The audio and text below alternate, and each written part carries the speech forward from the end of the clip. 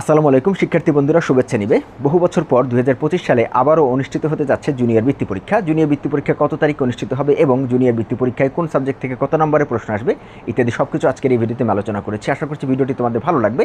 ভিডিওটি ভালো লাগলে অবশ্যই লাইক করবে, সেই সাথে আমাদের চ্যানেলটা সাবস্ক্রাইব করা না থাকলে আমাদের চ্যানেলটা সাবস্ক্রাইব করে রাখবে। আমরা কিন্তু বিভিন্ন রকম শিক্ষামূলক ভিডিও পাবলিশ করে থাকি। এছাড়াও বৃত্তি পরীক্ষা সহ নানা রকমের টিউটোরিয়াল ভিডিও আমরা আমাদের চ্যানেলে, অঙ্ক বিজ্ঞান সহ বিভিন্ন রকম টিউটোরিয়াল ভিডিও আমরা আমাদের চ্যানেলে প্রকাশ করবো ইনশাল্লাহ।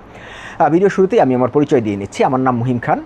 আমি বাংলাদেশ ন্যাশনাল ইউনিভার্সিটি থেকে কেমিস্ট্রিতে অনার্স মাস্টার সম্পন্ন করেছি এবং দীর্ঘদিন যাবত আমি শিক্ষার্থীদেরকে পড়াচ্ছি এবং সেই শিক্ষার্থীদের পড়ানোর যে অভিজ্ঞতা রয়েছে সেটি শেয়ার করার জন্য অনলাইনে আমি ভিডিও তৈরি করছি, যার মাধ্যমে তোমাদের কিছুটা হলেও আশা করি উপকার হবে। তোমাদের যদি কিছুটা উপকার হয় তাহলে আমি মনে করবো আমার এই ভিডিও তৈরি করার সার্থকতা সেখানেই। তো চলো কথা না বাড়িয়ে আমরা সরাসরি বোর্ডে চলে যাই। জুনিয়র বৃত্তি পরীক্ষা কবে অনুষ্ঠিত হবে? জুনিয়র বৃত্তি পরীক্ষা অনুষ্ঠিত হবে আমাদের 21শে ডিসেম্বর। এখন পর্যন্ত আমাদের যে তারিখ ঘোষণা করা হয়েছে সেক্ষেত্রে আমরা জানতে পেরেছি জুনিয়র বৃত্তি পরীক্ষা আমাদের অনুষ্ঠিত হবে 21শে ডিসেম্বর। এরপরে কোন সাবজেক্ট থেকে কত নম্বরের প্রশ্ন আসবে আমাদের এখানে মনে রাখতে হবে। 5টা সাবজেক্ট থেকে আমাদের প্রশ্ন আসবে।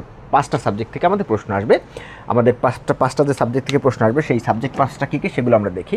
আমাদের প্রথম সাবজেক্ট হচ্ছে বাংলা, এরপর হচ্ছে ইংরেজি, এরপর হচ্ছে অঙ্ক, এরপর হচ্ছে বিজ্ঞান এবং তারপর 5 নম্বর হচ্ছে বাংলাদেশ ও বিশ্ব পরিচয়। এই 5টার সাবজেক্ট থেকে আমাদের প্রশ্ন আসবে। এখন কোন সাবজেক্ট থেকে কত নম্বরের প্রশ্ন আসবে সেগুলো আমরা জানবো।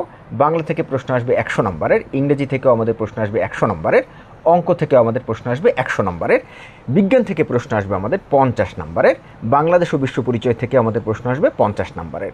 মোট তাহলে কত নম্বর হলো? মোট হলো আমাদের 400 নম্বর। এই 400 নম্বরের পরীক্ষা হবে।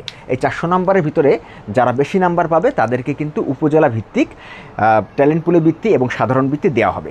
সেক্ষেত্রে আমাদের কিন্তু সবচেয়ে গুরুত্বপূর্ণ 2টা ব্যাপার। 1 নম্বর হচ্ছে যে পরীক্ষাটা কেমন হয়েছে। যার পরীক্ষা যত ভালো হবে তার কিন্তু ট্যালেন্ট পুলে বৃত্তি পাওয়ার বা সাধারণ বৃত্তি পাওয়ার সম্ভাবনা কিন্তু তত বেশি থাকবে। তাই অবশ্যই আমাদের পরীক্ষাটা কিন্তু খুব ভালোভাবে দিতে হবে।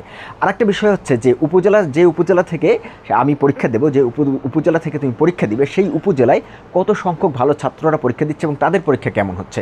অর্থাৎ যদি বেশি সংখ্যক ভালো ছাত্র পরীক্ষা দেয় এবং তাদের সবার পরীক্ষা যদি খুব ভালো হয় সেক্ষেত্রে কিন্তু তোমাকে তাদের থেকেও ভালো করতে হবে বা তাদের মতো ভালো করতে হবে, যাতে করে তুমি তোমার বৃত্তি মিস না হয়, তুমি বৃত্তি পাও। আশা করি বুঝতে পেরেছো এবং ভিডিওটি তোমাদের ভালো লেগেছে। ভিডিওটি যদি ভালো লাগে তাহলে অবশ্যই লাইক করবে।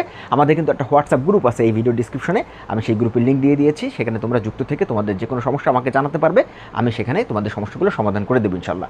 আজকে ভিডিও পর্যন্তই। আগামী ভিডিও দেখার আমন্ত্রণ জানিয়ে আল্লাহ হাফেজ।